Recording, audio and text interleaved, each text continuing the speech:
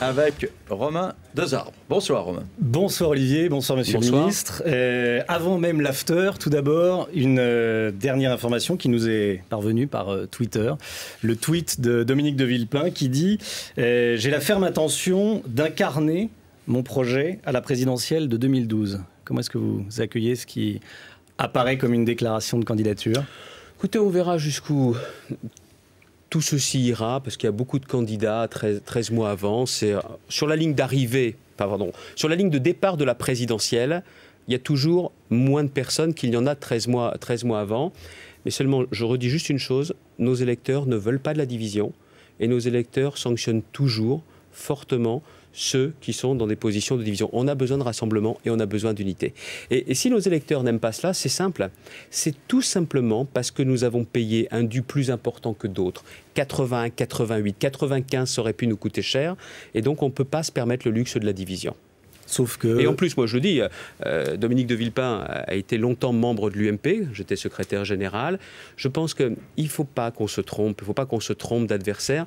On a aujourd'hui besoin d'expliquer clairement le danger, par exemple, du projet du Parti socialiste. Je pense que notre famille politique a suffisamment la possibilité d'accueillir les personnalités. Mais une chose est certaine, je préfère qu'il y ait des personnalités à l'identité forte, Sauf que l'UMP n'empêche pas la division. On se demande à quoi sert l'UMP d'ailleurs, parce qu'on voit Borloo, Villepin, des débats qui divisent. C'est ça le rôle d'un parti politique? Non, je pense que... Moi je suis pour la diversité des talents, je ne suis pas pour la division, j'aime pas la division. Je ne dois pas être le seul. Très bien. On revient sur l'after et j'ai sélectionné 2 extraits de votre interview en rapport avec votre casquette de ministre du Travail et de l'Emploi. Premier extrait, c'est sur l'immigration du travail. Vous me parlez de la question de l'immigration du travail.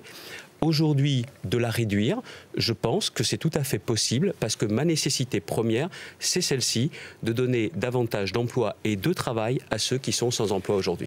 Alors Je retire rien à ce que j'ai dit. Hein. On va décortiquer cette phrase en 2 parties. Déjà, la première partie, j'en déduis que vous vous sentez plus proche de Claude Guéant, qui veut donc réduire, comme vous, l'immigration du travail, que de Christine Lagarde, votre collègue de Bercy, voire de Laurence Parisot, la présidente du MEDEF, qui a parlé d'une immigration raisonnable.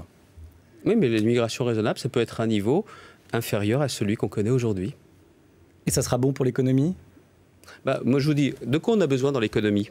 Que les entreprises qui recrutent trouvent des demandeurs d'emploi formés ou des jeunes pour prendre justement ces emplois.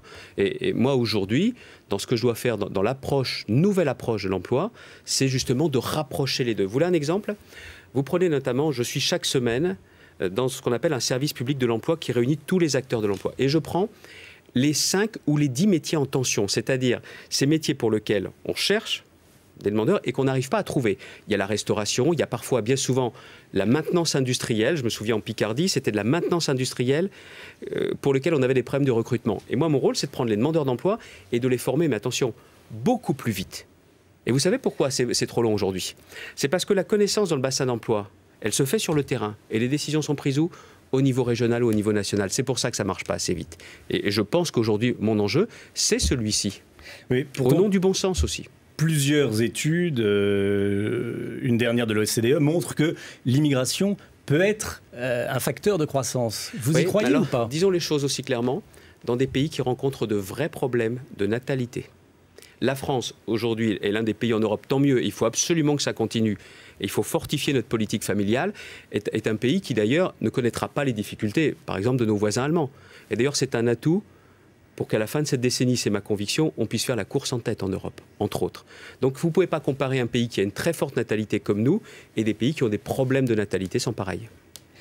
En réduisant l'immigration de travail, ce qui devrait se faire, on saura dans quelle proportion bientôt, une immigration officielle, comment est-ce que vous allez faire pour éviter que les étrangers qui veulent s'installer en France parce qu'ils viennent souvent d'Afrique et où l'économie est exsangue, comment faire pour les bloquer et ne pas en réalité transformer cette immigration légale en immigration illégale et pour faire grossir les rangs des sans-papiers. Là, on est en train de faire une confusion qui inquiète et qui ne correspond pas à la réalité. D'ailleurs, aujourd'hui, dans celles et ceux qui viennent au titre de cette immigration légale du travail, ce sont principalement des gens qui viennent par exemple d'Asie, ou qui viennent pour beaucoup d'Europe. Donc ce n'est pas du tout la question de ceux qui quitteraient leur pays, notamment en Afrique, pour venir justement en France. Ce n'est pas du tout la même chose. Et voyez pourquoi sur ces sujets-là, qui sont des sujets très sérieux, il faut les prendre sérieusement en apportant des réponses, comme je le fais aujourd'hui en disant qu'on peut réduire, mais il ne faut pas faire la moindre confusion avec l'immigration illégale, sur laquelle on doit être totalement déterminé et aussi davantage efficace. Moi, je souhaite qu'au niveau européen, je l'ai toujours dit, il y a une agence qui s'appelle Frontex, c'est-à-dire la fameuse coordination qu'on peut avoir, notamment au large des côtes de l'Europe. Oui, ça vaut la peine, justement, comme l'ont décidé le ministre italien et Claude Guéant, justement, de pouvoir agir avant qu'il ne soit trop tard. Ça a du sens. Donc vous pensez qu'il faut pas fermer les frontières, mais vraiment... Il faut justement lutter contre l'immigration illégale. Oui. Attendez, est-ce que vous pensez sérieusement que l'on peut se permettre de fermer les yeux et de faire venir des personnes qui n'auront pas les moyens justement de trouver leur chemin professionnel? C'est quoi ? Est-ce que vous pensez que c'est raisonnable? Et en plus, quand vous savez qu'il y a des filières complètes, avec du grand banditisme, avec des passeurs qui sont des criminels en puissance, et vous pensez qu'on peut continuer à envoyer des messages comme ça?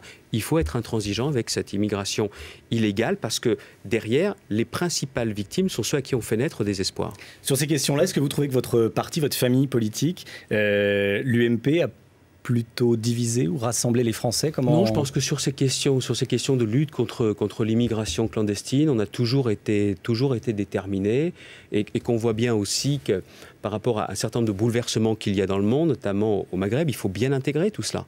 Et je peux vous dire que Claude Guéant est totalement déterminé sur cette question-là. Il y en a qui disent qu'au Maghreb c'est formidable parce que c'est le printemps arabe, et la réponse de la France c'est on ferme les frontières. Non mais attendez, le printemps arabe ça veut dire quoi? Ça veut dire qu'avec davantage de démocratie, ce qui est toujours bien meilleur pour l'économie, il y aura la perspective d'avoir justement un métier, un avenir aussi sur place. C'est ça qui est important. Vous savez, toutes nos politiques de coopération qui ne datent pas d'aujourd'hui, c'est qu'il faut permettre le développement dans ces pays. Dans ces pays, il faut leur permettre justement, faut les accompagner pour leur permettre d'avoir justement une vraie croissance. Et c'est plus simple avec une démocratie. Et à côté de Claude Guéant, je pensais également à l'UMP. Elle a joué son rôle? Le débat concrètement, sur quoi? Excusez-moi, pas de confusion. Vous étiez sur l'immigration, voilà 2 secondes, et là vous venez au débat sur la laïcité. Oui, la laïcité. C'est pas la même chose. La laïcité, c'est tout simplement le vivre ensemble. Le vivre ensemble. Moi, je suis profondément républicain.